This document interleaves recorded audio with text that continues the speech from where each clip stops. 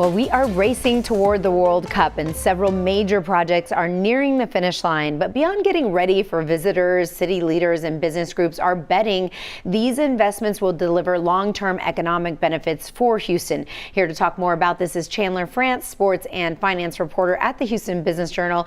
Thank you for joining us. Thanks for having me. You know, we appreciate you being here because this is what we've been waiting for, World Cup here in Houston, but we do want to know the big opportunity as far as economic opportunity that the World Cup has for Houston, and what are leaders hoping to gain for these investments? Absolutely, yeah. So we're 1 week out from the tournament, 10 days from Houston's first match.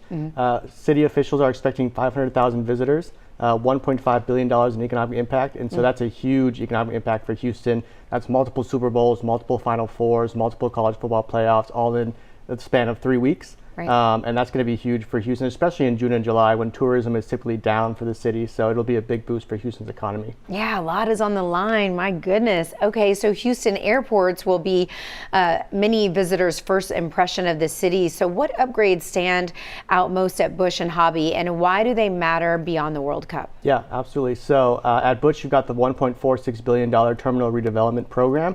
That expanded Terminal D, the international terminal, that also added a new international processing center at Terminal E. And so that'll help fans coming into the World Cup, especially international fans coming into the World Cup. But that obviously lives on beyond the World Cup as well, and that will help visitors, throughout the years, for many years.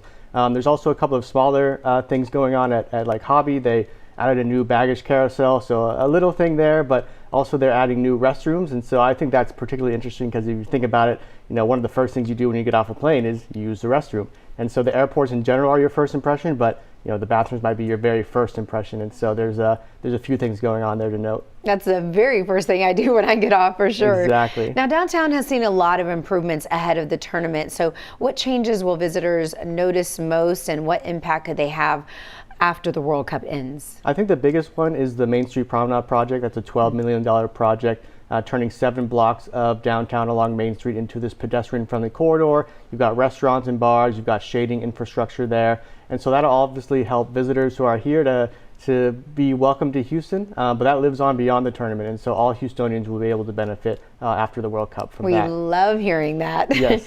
So what will determine whether the World Cup is a business success for Houston? Is it the numbers have to match, or? Yeah, I think it's going to be a success regardless. The 500,000 visitors, $1.5 billion in economic impact.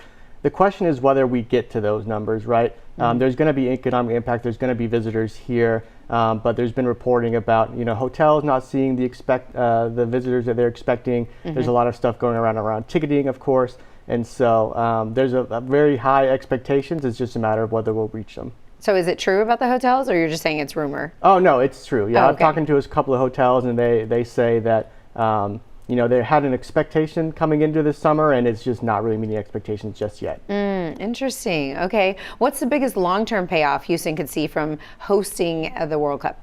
I think the biggest thing is putting Houston on the map as a major sports city, right? We've hosted Super Bowls and Final Fours, like I've said, but the World Cup is kind of the pinnacle of all of those things. And so it shows Houston is ready and willing to host these major events, and it positions us to host major sporting events in the future as well. I think one of the biggest ones is the 2031 Women's World Cup, which Houston is a potential host city for. And so if we do well with this World Cup, potentially we could see another one coming here, back here pretty quickly. I was just saying that myself. I'm like, when did we become this big, sports mega city? But we certainly did. And this really puts us on the map. 100%. Oh boy. Well, thank you, Chandler, for coming in. It has been a pleasure talking to you. I hope that our city meets expectations, for all of our benefits here. And coming up soon to the KHOU 11 app, our Jason Bristol will be hosting Extra Time, a soccer-centric special each night, Monday through Friday. We'll take you beyond the pitch to talk soccer, culture, and all things World Cup.